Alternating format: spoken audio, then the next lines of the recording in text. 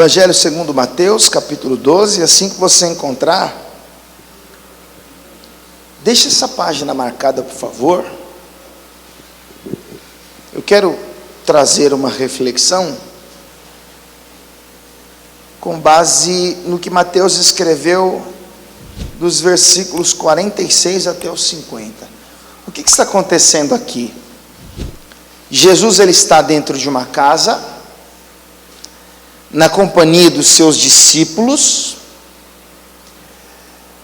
rodeado por uma grande quantidade de pessoas, e certamente ali tinham enfermos, tinha pessoas que esperavam viver a realização de um milagre, tinha também os curiosos que ouviam falar de Jesus, dos sinais que ele havia operado, e portanto estava ali para matar a sua curiosidade.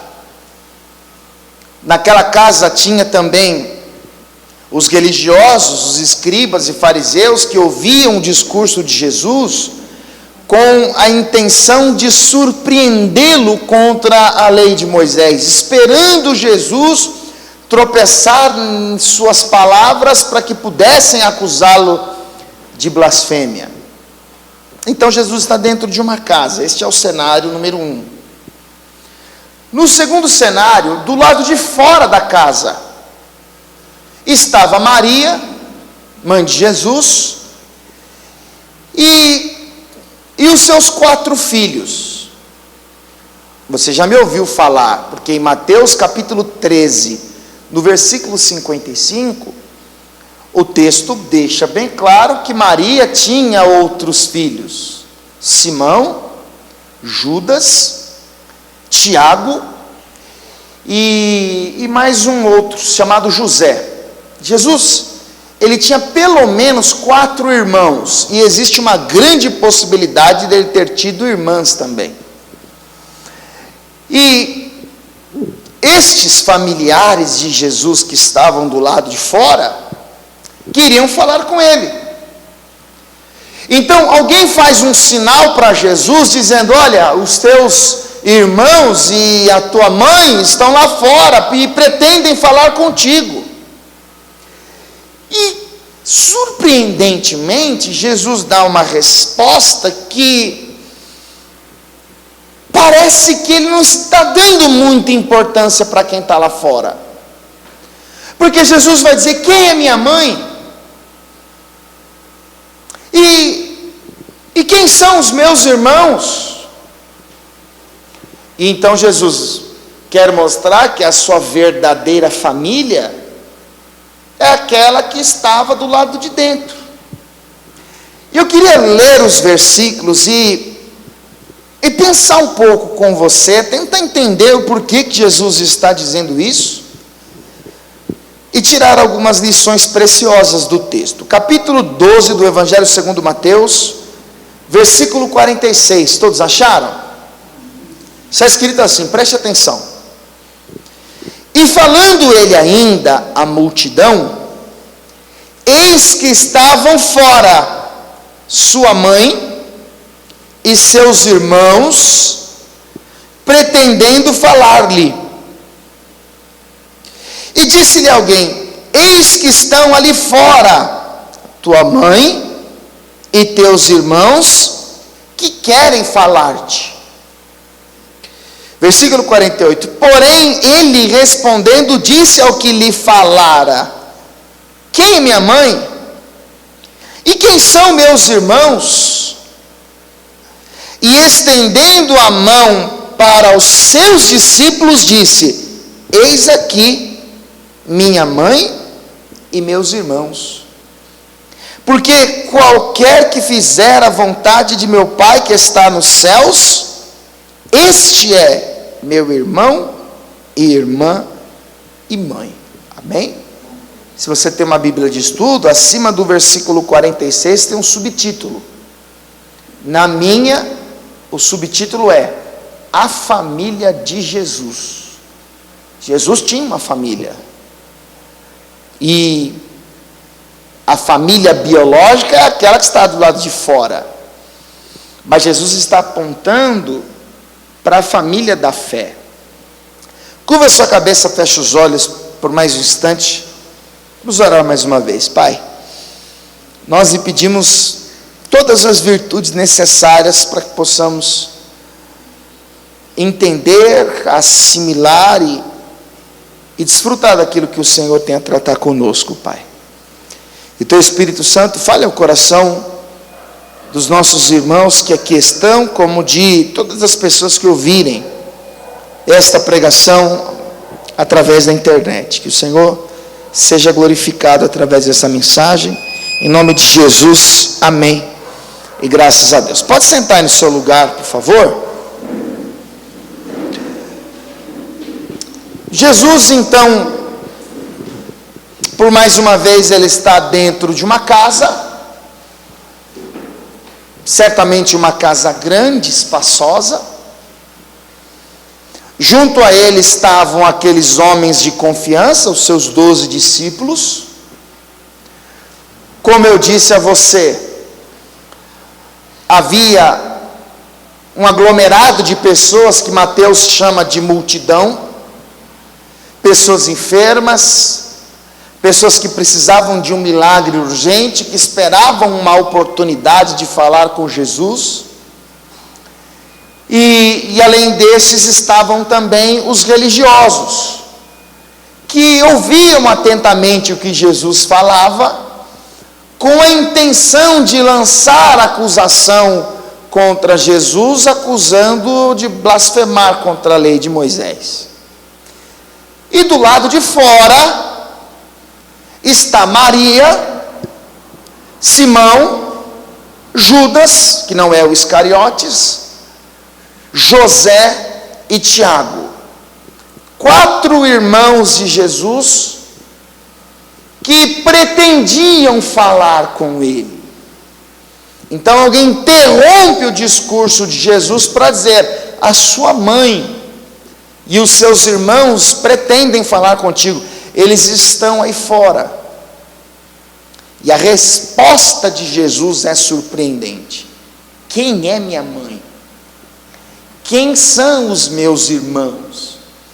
Você há de concordar comigo que essa pergunta que Jesus faz, ele mesmo tem a resposta, e hoje em dia nós também temos, porque todos nós sabemos quem era a mãe de Jesus, e ainda que alguns não soubessem, agora sabem. Jesus tinha pelo menos 4 irmãos: Tiago, Simão, José e Judas. Se você quiser conferir, está no capítulo 13, versículo 55.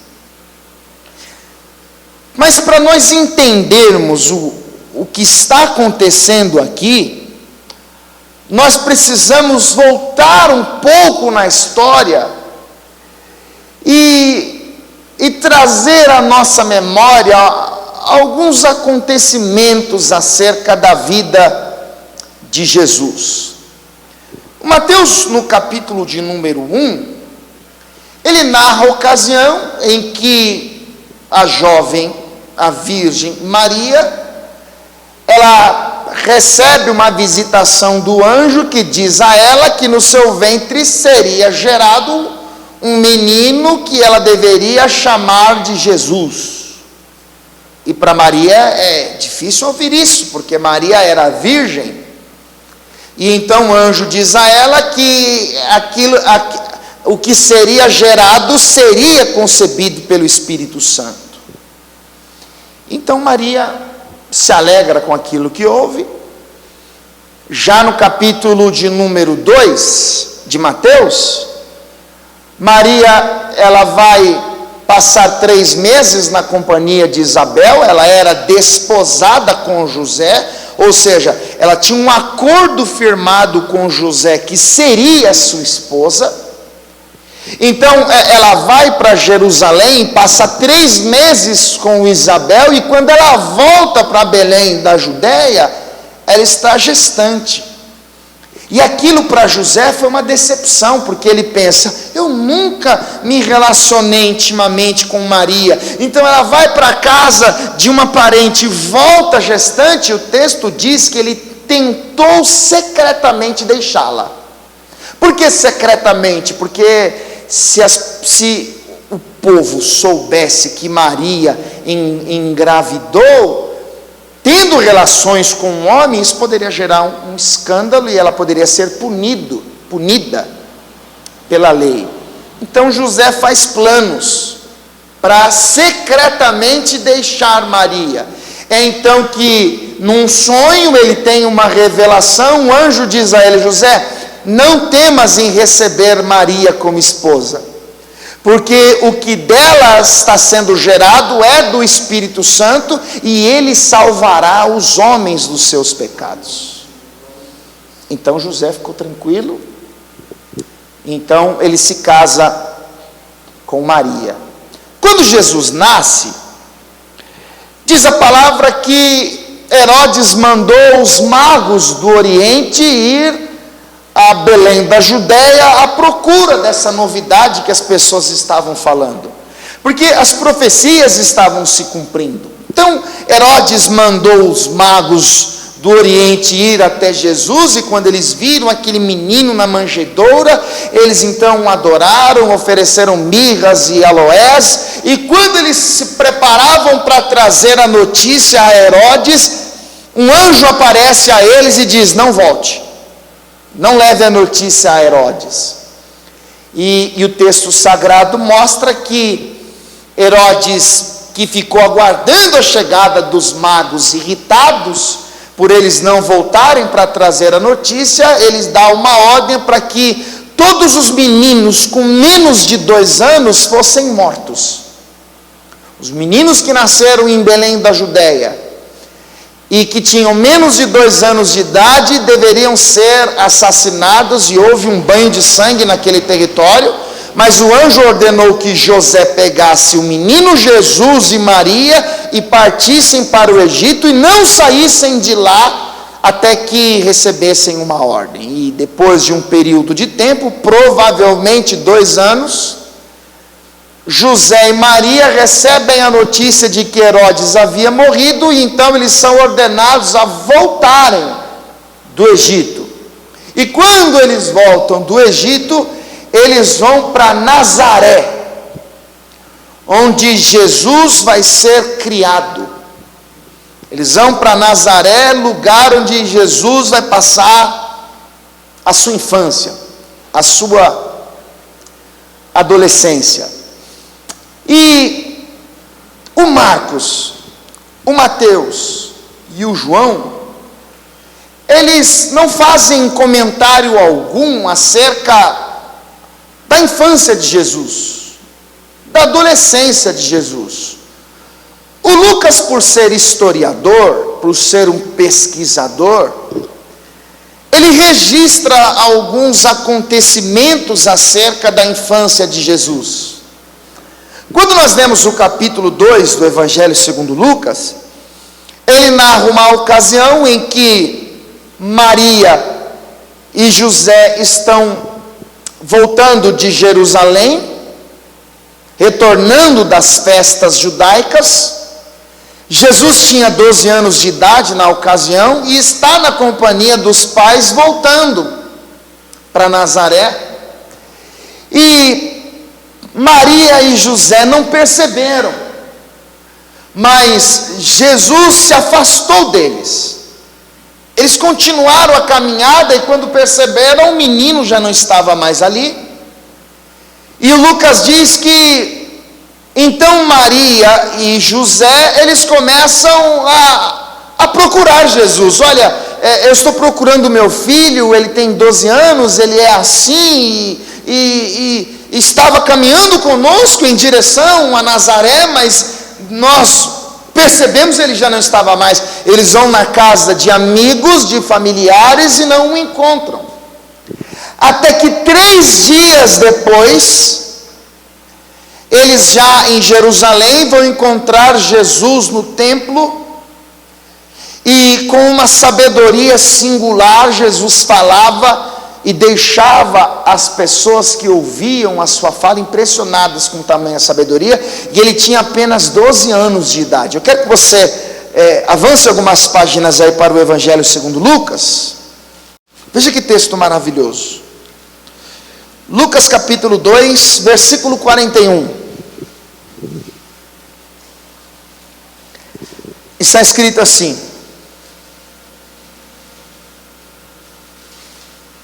ora, todos os anos iam seus pais a Jerusalém à festa da Páscoa.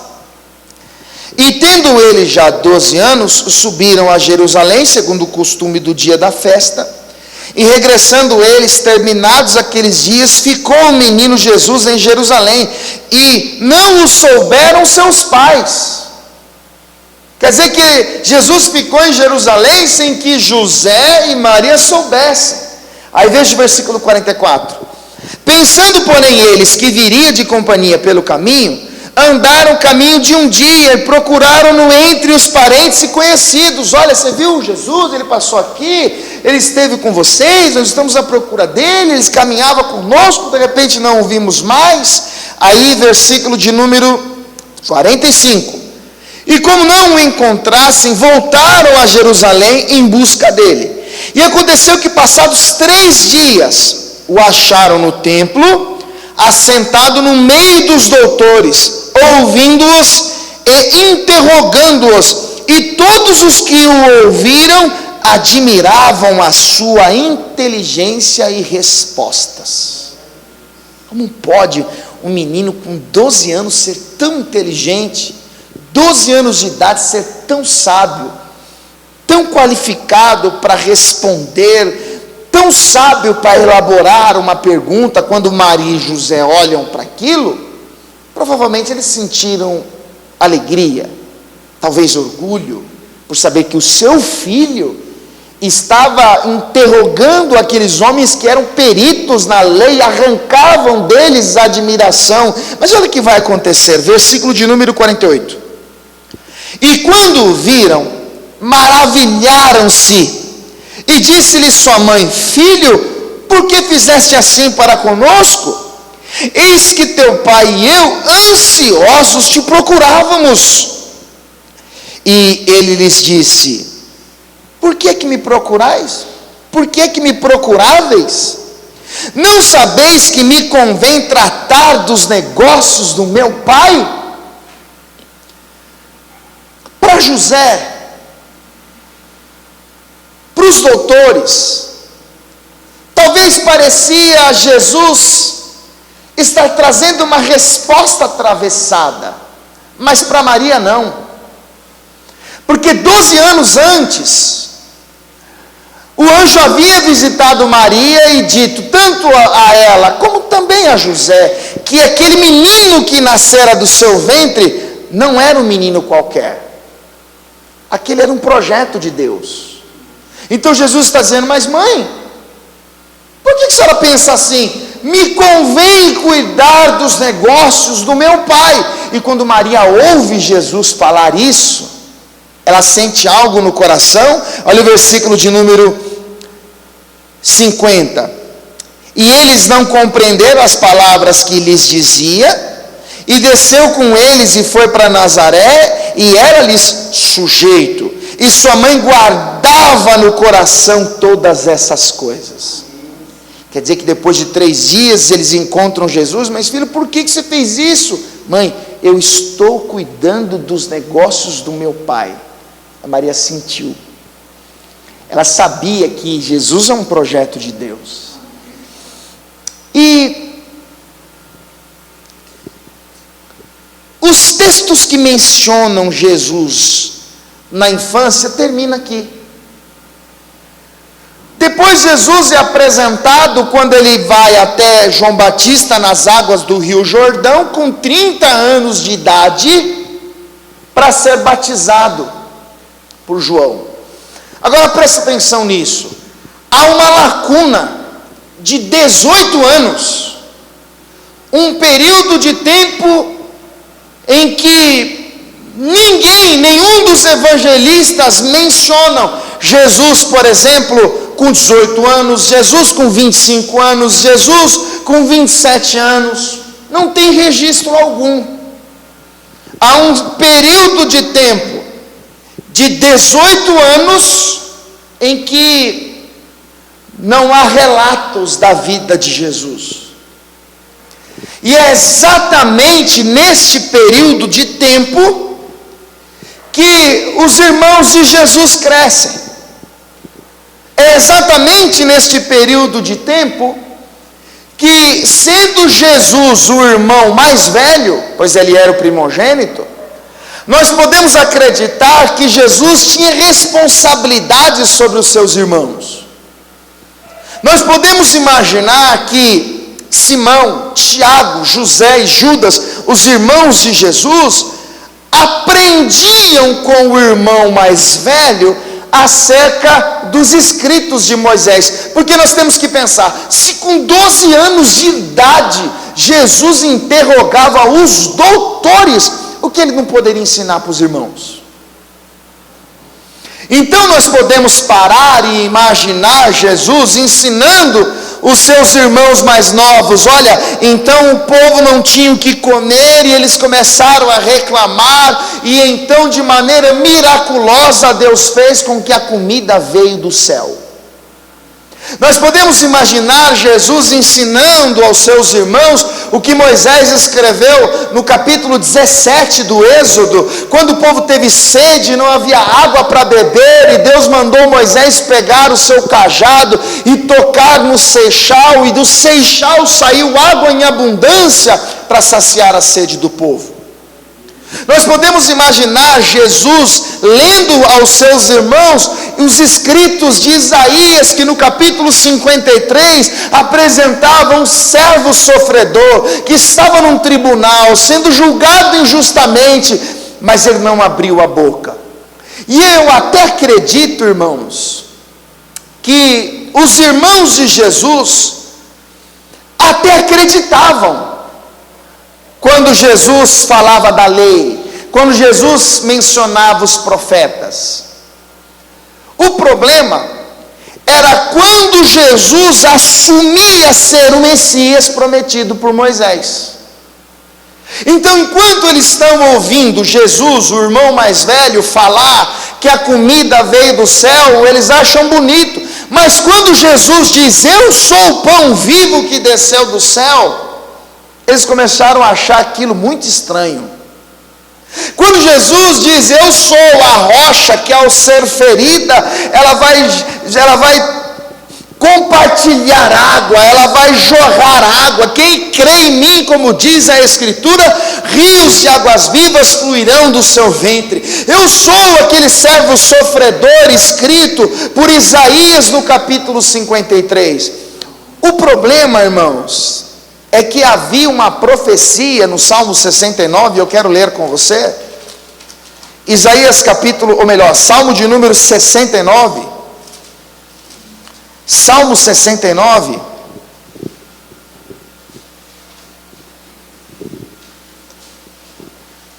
esta profecia é uma profecia messiânica.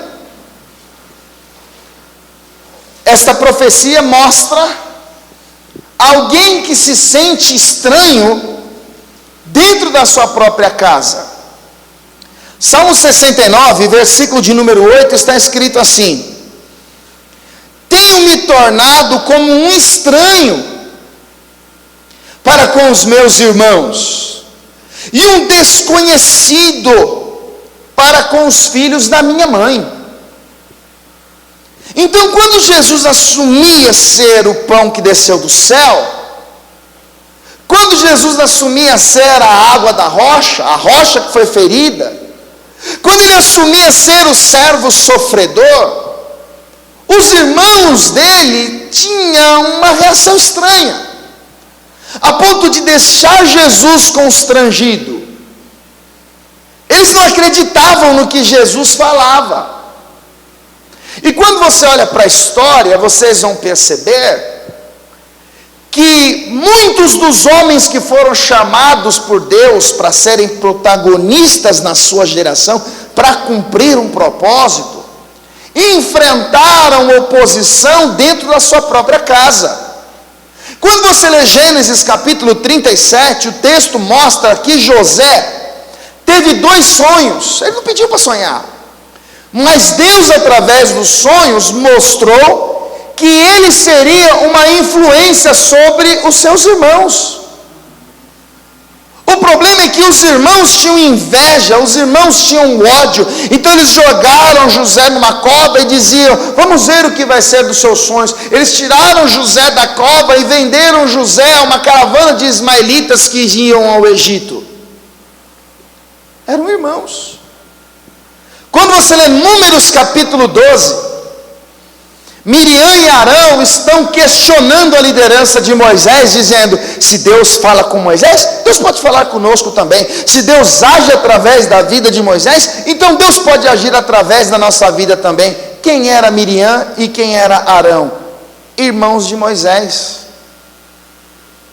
Quando o gigante filisteu amedrontava o exército de Saul, quando os homens do exército de Saul não tiveram coragem de enfrentá-lo, pois ele atravessava o vale de Soreque com as suas palavras, com a sua aparência, amedrontava todo o exército de Saul, Davi teve a coragem que ninguém teve, de enfrentar o gigante, de medir forças com ele. Mas um homem, em 1 Samuel capítulo 17, versículo 28, um homem chamado Eliabe, vai chegar a Davi e vai dizer: eu sei das suas intenções, eu sei que você quer se aparecer, eu sei que você quer se mostrar. Quem é Eliabe? Irmão de Davi. Por isso que é comum, irmãos, nós enfrentarmos dificuldades entre os nossos parentes. Você começou a andar com Deus e isso consome o seu tempo, isso te exige uma dedicação, isso requer renúncias. Então o seu convívio no ciclo familiar muda, porque enquanto você ia tomar uma, duas ou três, enquanto você ia nas reuniões, agora você vem para a casa de Deus, você serve a Deus, e as primeiras pessoas que vão te criticar são os da sua casa. Por isso que Jesus, em Mateus capítulo 10, versículo 36, ele vai dizer: e os inimigos dos homens serão os seus próprios parentes. Por isso que a palavra de Deus nos mostra que os irmãos de Jesus não criam nele, não davam crédito àquilo que Jesus falava. Você quer ver uma coisa? Vá comigo aqui para o Evangelho segundo o apóstolo João capítulo 7. João capítulo 7.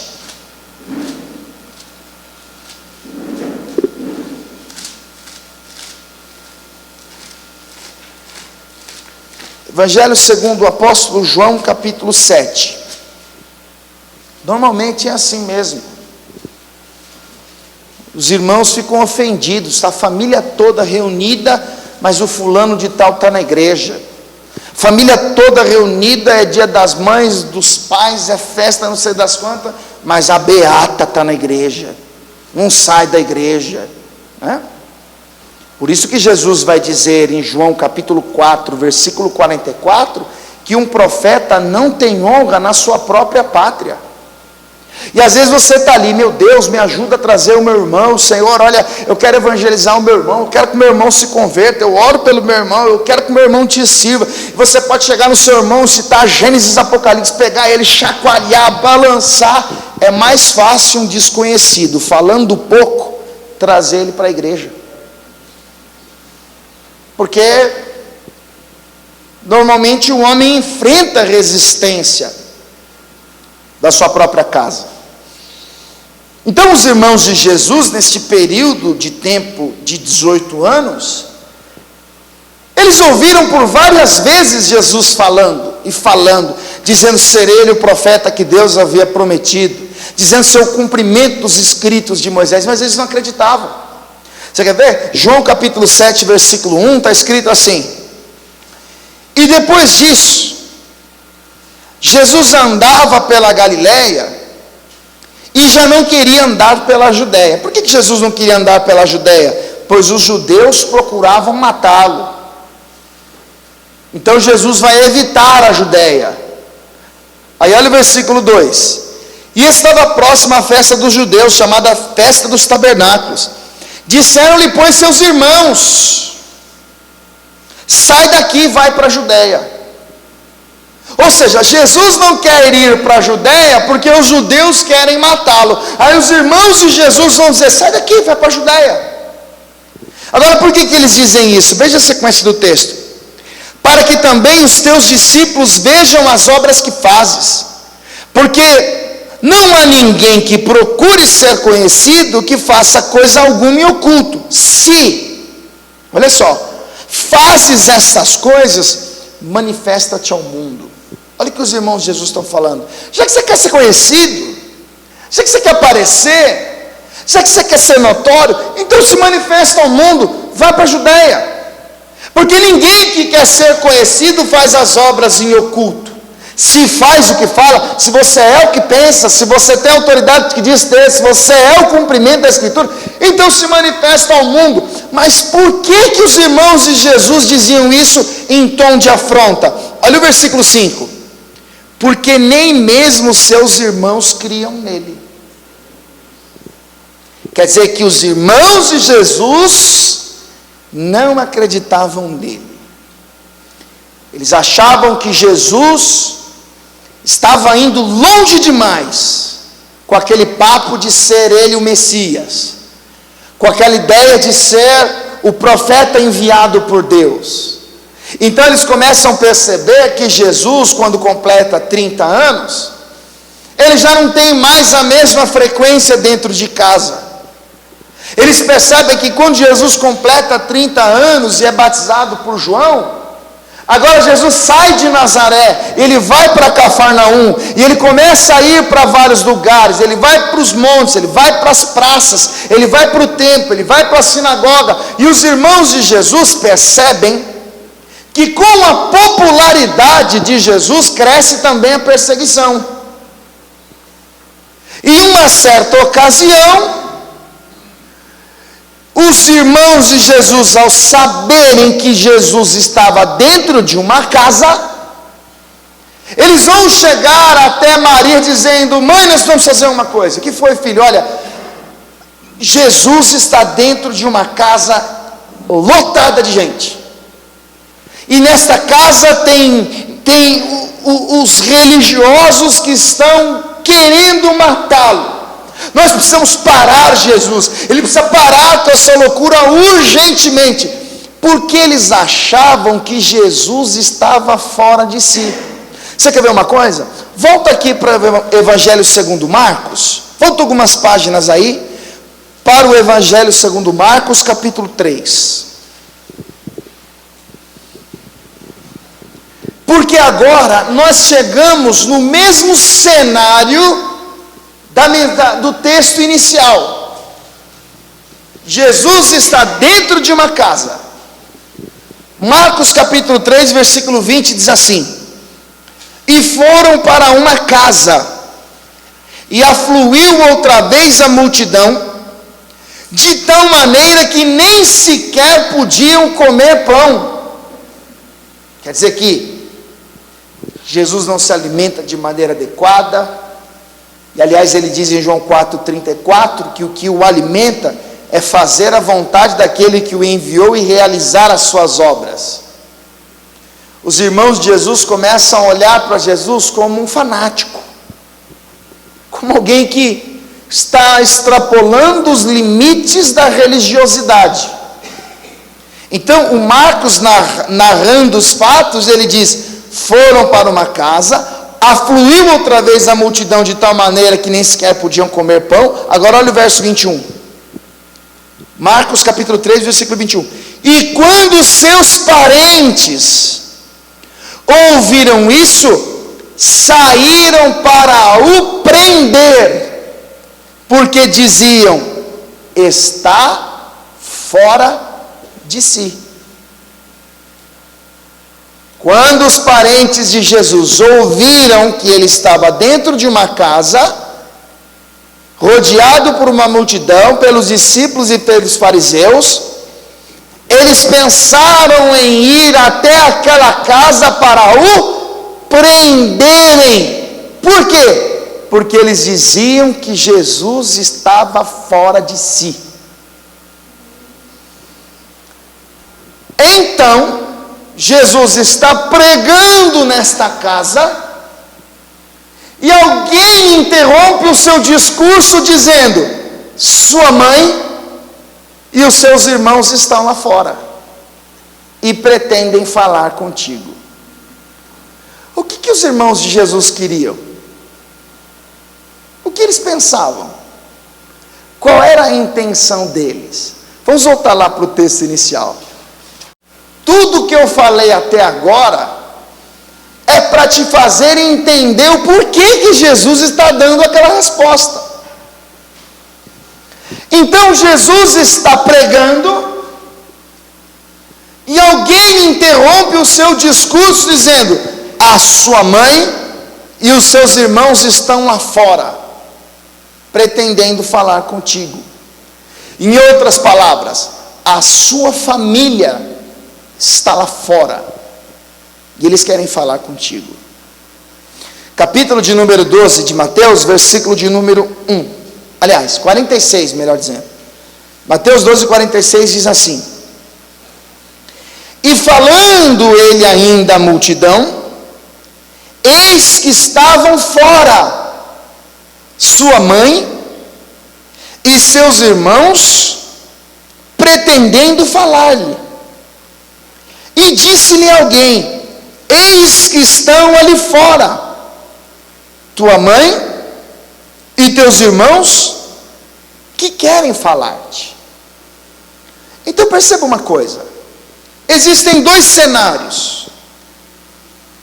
Do lado de dentro, Jesus prega para a multidão, para os discípulos, para os escribas e fariseus. Do lado de fora está a sua mãe e os seus irmãos, querendo falar com eles.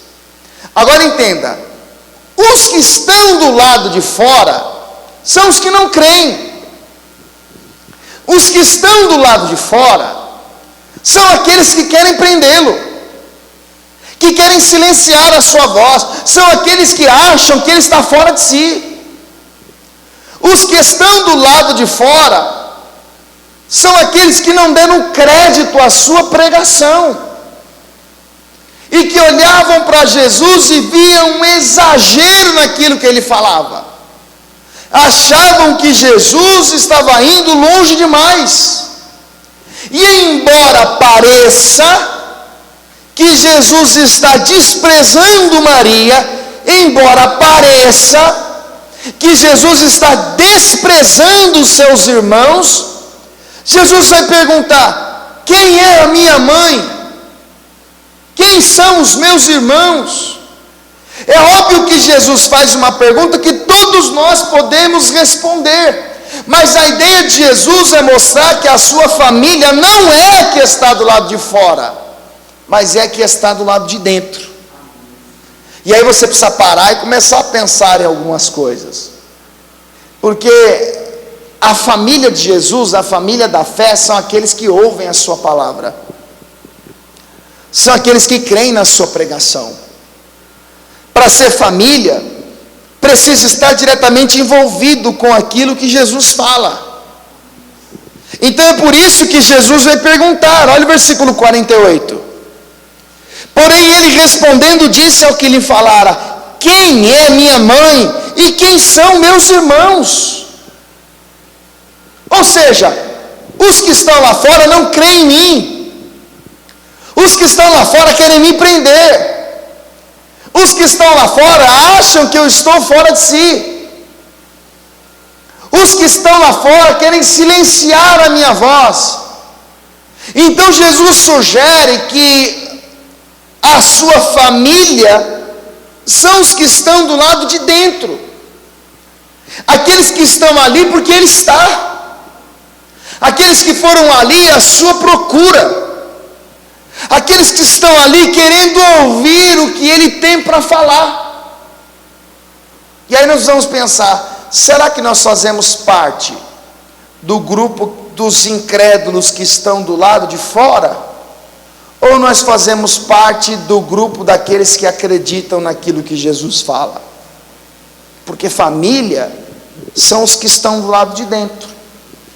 Você já ouviu várias vezes as pessoas falarem assim: eu também sou filho de Deus. Mas isso não é verdade. Nem todo ser humano é filho de Deus. Você sabia disso? O próprio Jesus, em João 8,44, aponta para os fariseus e diz assim: vós tendes por pai o diabo. Quando você lê Hebreus capítulo 12, a partir do versículo 5, o texto diz lá: filho meu, não desprezes a correção que vem do Senhor, não desmaie quanto por eles forem repreendidos, porque o Senhor corrige a quem Ele ama, e açoita a qualquer que Ele recebe por filho. Se suportar a correção, Deus vos trata como filho, porque qual pai não corrige o filho a quem Ele ama? Mas, se estáis sem a disciplina, da qual todos sois feitos participantes, és então bastardo, e não filho. João 1,12 está escrito assim: ele veio para os que eram seus, mas os seus não o receberam, mas a todos quantos o receberam, deu-lhes o poder de serem feitos filhos de Deus, os que creem no seu nome. Então família tem que estar do lado de dentro. Agora, o versículo seguinte mostra algo interessante. Veja o que está escrito comigo no versículo de número 49. Mateus 12,49 diz assim: e estendendo a mão para os seus discípulos, disse: eis aqui minha mãe e meus irmãos. Opa, peraí. Quando Jesus dá a resposta para aquele que parou o seu discurso, avisando que a sua família estava lá fora, Jesus fala assim: quem é minha mãe? Quem são meus irmãos? E o texto deixa bem claro: estendendo a mão para os seus discípulos. Ele aponta na direção de alguém, ele mostra alguém, ele aponta para os seus discípulos. Por que Jesus faz isso? Porque dentro daquela casa estava a multidão, pessoas interessadas naquilo que ele tinha para oferecer, pessoas que estavam ali na expectativa de viver um milagre, de alcançar uma bênção, de obter uma realização pessoal, mas que não estava nem aí para aquilo que ele tinha para falar. Dentro daquela casa haviam os religiosos, que estavam ali esperando Jesus dizer alguma coisa que pudesse servir contra ele. E Jesus não aponta para os religiosos, ele não aponta para a multidão, ele aponta para os discípulos. Então aqui tem uma coisa importante: não basta estar do lado de dentro, para ser família tem que ser discípulo. Qual é a diferença dos discípulos para a multidão? Os discípulos foram escolhidos. João 15,16 ele disse: não foram vocês que me escolheram, eu vos escolhi e vos nomeei para que vade e deis frutos.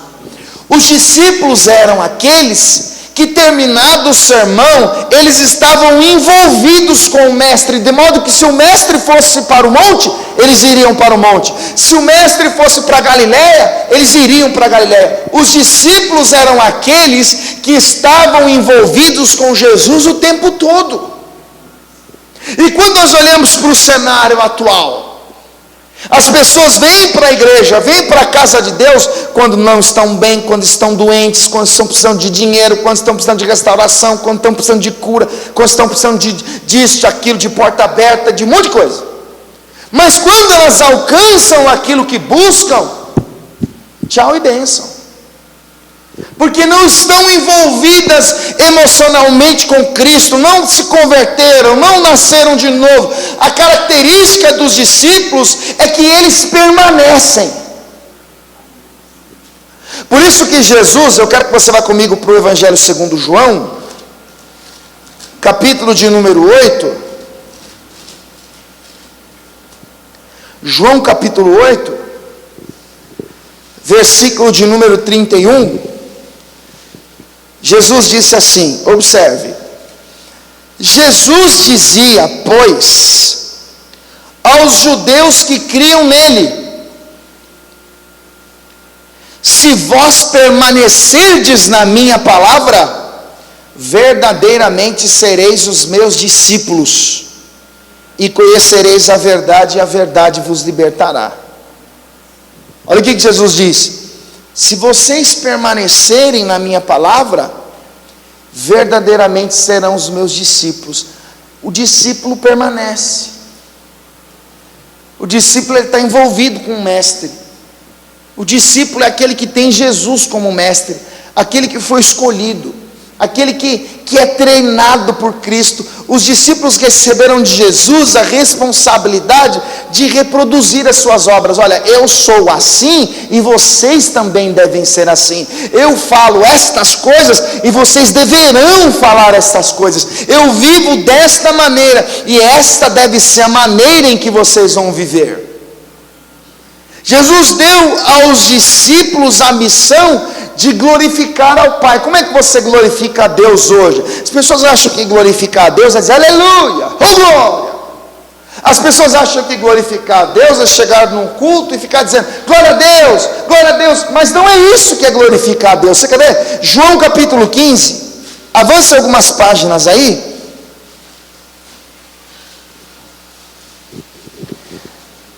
João capítulo 15,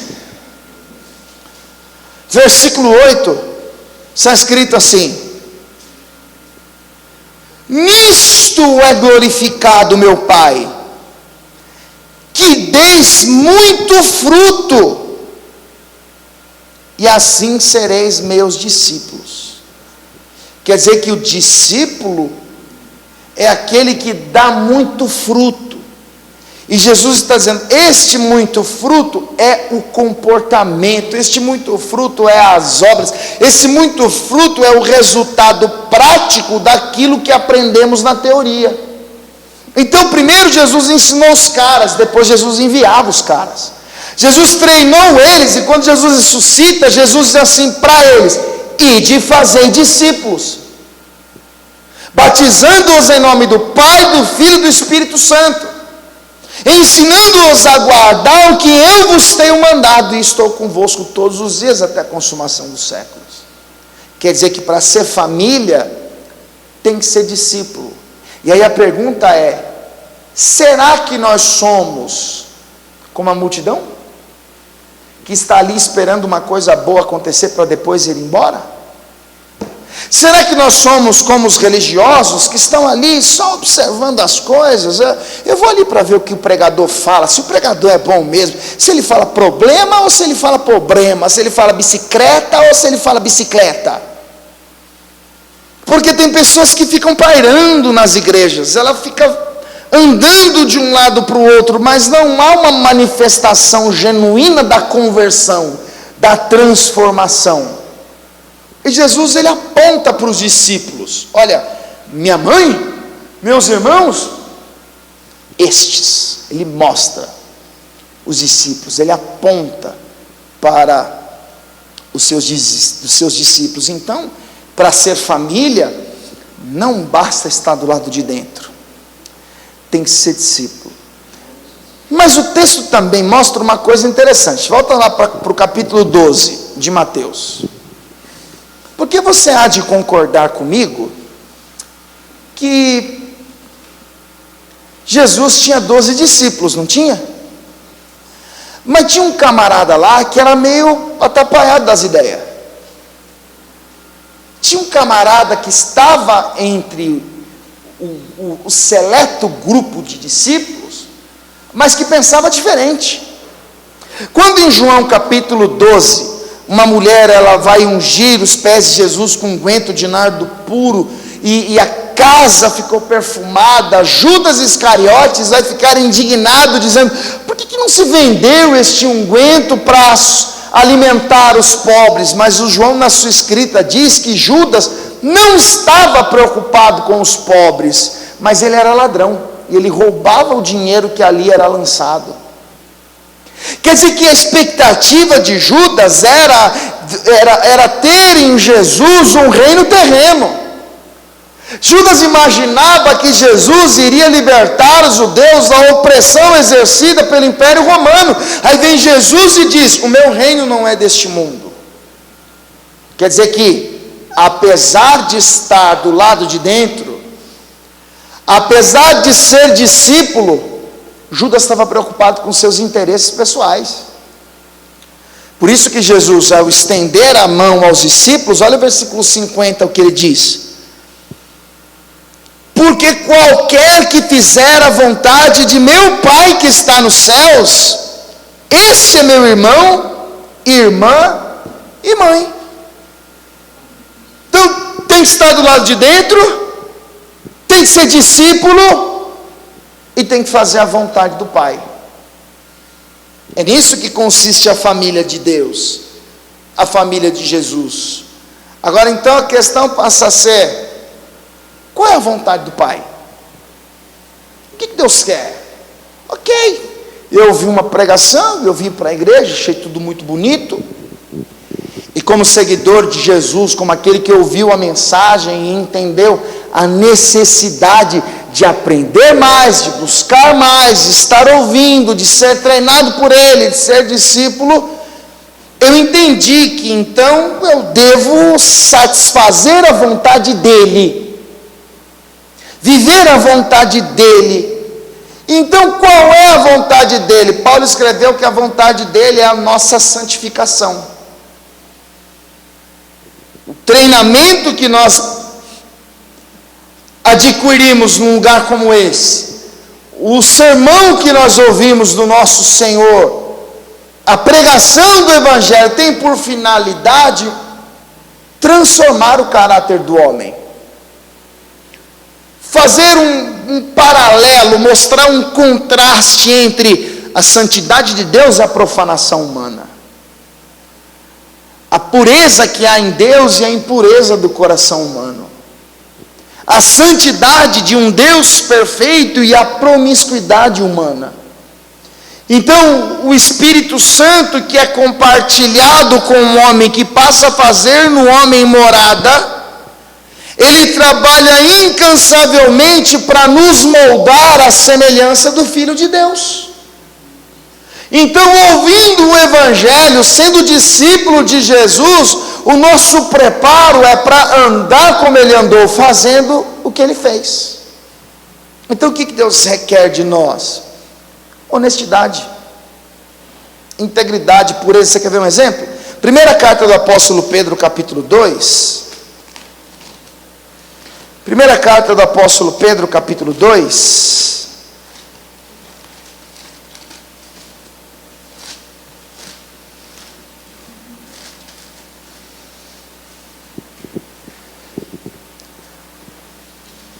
O próprio Senhor Jesus, irmãos, estava totalmente envolvido com a vontade de Deus, sabendo da ira que estava reservada para dali algumas horas. Ele vai orar e dizer: Senhor, se for possível, passe de mim esse cálice sem que eu beba, mas, todavia, seja feita a tua vontade e não a minha.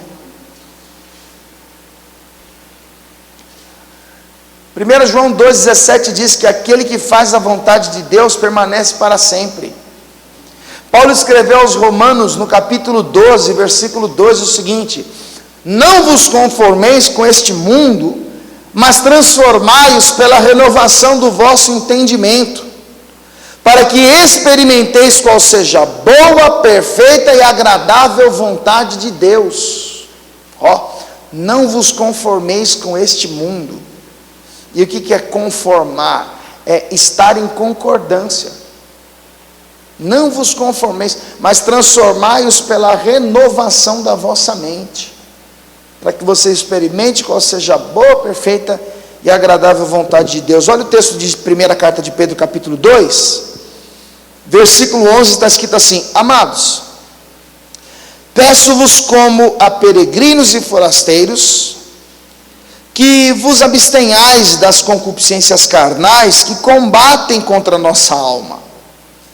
E quando ele fala de o que é concupiscência, é cobiça. A concupiscência é um desejo intenso.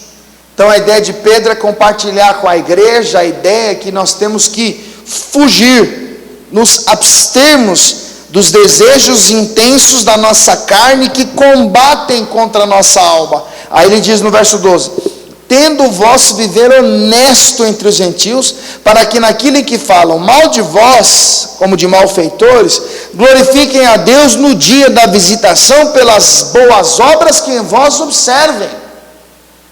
Então o que Pedro está dizendo? Seja honesto, porque o mundo te observa. Fuja da aparência do mal, porque o mundo te observa.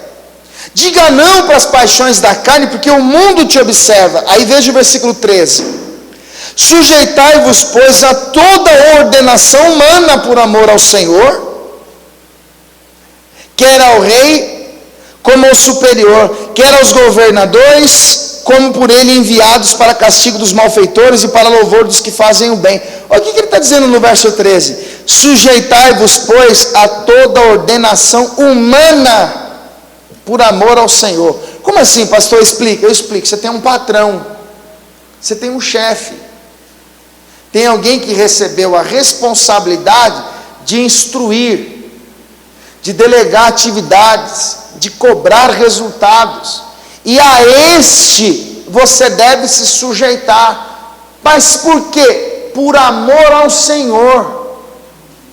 A ideia de Pedro é falar de uma vida honesta, de um bom testemunho.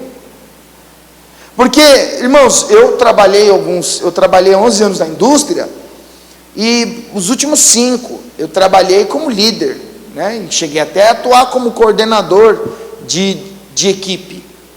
E uma das coisas que mais me entristecia era os crentes descomprometidos com o horário, descomprometido com os resultados.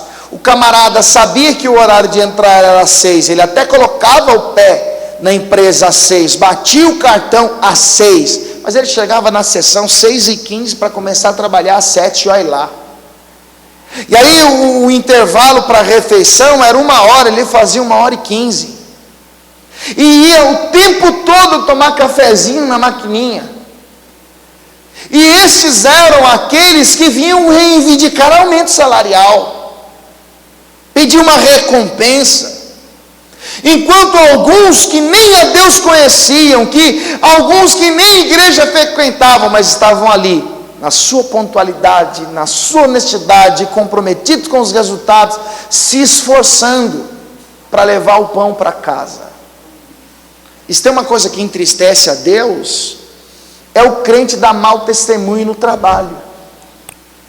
Você tem vontade de pregar para todo mundo lá, mas você chega atrasado. Mas você briga com o chefe, você fala mal do chefe para todo mundo. Olha o que o texto está dizendo, leia de novo.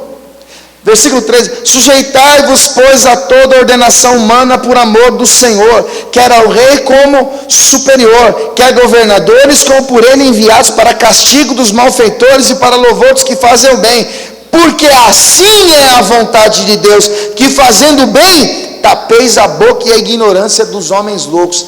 Fazendo o bem, não falando mais do que a boca. Todo mundo entendeu? Fazendo o bem. Por isso que Jesus, quando ele ia explicar as parábolas, ele mostrava que o sacerdote, apesar de ser o conceito religioso e trabalhar no templo, o levita, apesar de ser uma importante influência na sociedade judaica, viu um moço caído, ferido, machucado, não fizeram nada, e o samaritano, que era odiado por eles, foi lá e fez o bem. Essa é a vontade de Deus. Por isso que não basta estarmos do lado de dentro, não basta dizer que somos discípulos e não glorificar a Deus através daquilo que fazemos, através das obras. Nisto é glorificado meu Pai, em que deis muitos frutos, e assim sereis os meus discípulos. Todo mundo entendeu isso aqui? Então Jesus mostra, olha, minha mãe, meus irmãos, quem são eles? Ele aponta para os discípulos, porque qualquer que faz a vontade do meu Pai que está nos céus, esse é aquele que pertence à minha família. Agora presta atenção nisso aqui. Fica até estranho a gente encerrar uma mensagem sem mostrar o que acontece com os que estão do lado de fora, porque realmente parece que Jesus não está preocupado com sua mãe. Realmente parece que Jesus não está preocupado com os irmãos. E todos nós sabemos que Jesus ele vai cumprir a sua missão na terra. Ele entrega a sua vida para o resgate de muitos. Ele ressuscita 3 dias depois da sua morte. Ele vai até o cenáculo, aparece aos seus discípulos e dá a eles a missão de pregar o evangelho, de ser testemunhas na Judéia, em Samaria e até os confins da terra. Mas eu quero mostrar para você em Atos capítulo de número 1, Atos dos Apóstolos capítulo de número 1, e versículo de número 12, está escrito assim: então voltaram para Jerusalém do monte chamado das Oliveiras, o qual está perto de Jerusalém, à distância de um caminho de sábado. Olha para cá rapidinho. Qual é o sentimento dos discípulos? Dor, insegurança, preocupação, porque acabara de acontecer algo trágico para eles. Crucificaram o mestre. E eles viviam a expectativa de a qualquer momento entrar um escriba ali, um religioso, e querer levá-los às prisões. Mas olha que coisa linda vai acontecer aqui. Versículo de número 13. E entrando, subiram ao cenáculo onde habitavam Pedro, Tiago, João, André, Filipe, Tomé, Bartolomeu, Mateus, Tiago, filho de Alfeu, Simão, Zelote e Judas, filho de Tiago. Quem são estes homens mencionados aqui? Aqueles que estavam do lado de dentro daquela casa, e são estes homens aqueles que Jesus aponta. Estes são os discípulos que Jesus diz: é minha mãe, é meu irmão e mãe. Estes homens. Aí olha o versículo de número 14. Todos estes perseveravam unanimemente em oração e súplicas. Então estes que foram chamados de Jesus, por Jesus, de irmãos, de mãe, de família, eles estão reunidos, suplicando, orando, buscando a Deus. Agora olha o que o texto diz na sequência: com as mulheres e Maria, mãe de Jesus, e com seus irmãos. Ou seja, aqueles que estavam do lado de fora, agora estão do lado de dentro. Qual foi o propósito de Jesus em preparar os discípulos?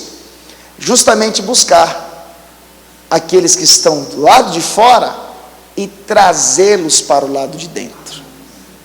Por isso que nós estamos aqui hoje, e às vezes nos entristecemos, porque o irmão, o pai, a mãe, o parente, que não tem a mesma fé que nós, que não compreende o mistério que Deus tem conosco, que não tem ideia acerca da vontade de Deus revelada na Escritura. Então por isso eles criticam, por isso que eles fazem piadas, por isso que falam mal. Mas o que nós temos que fazer? Deixá-los para lá, desistir, desprezá-los? Não, nós temos que preparar, nós temos que aprender a vontade de Deus, porque um dia nós que hoje estamos do lado de dentro, nós traremos ele para a casa de Deus.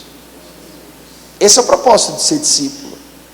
E talvez você tenha vivido uma experiência semelhante, porque um dia você estava fora e alguém da sua família estava dentro, e a influência de Deus através desta pessoa te trouxe para cá.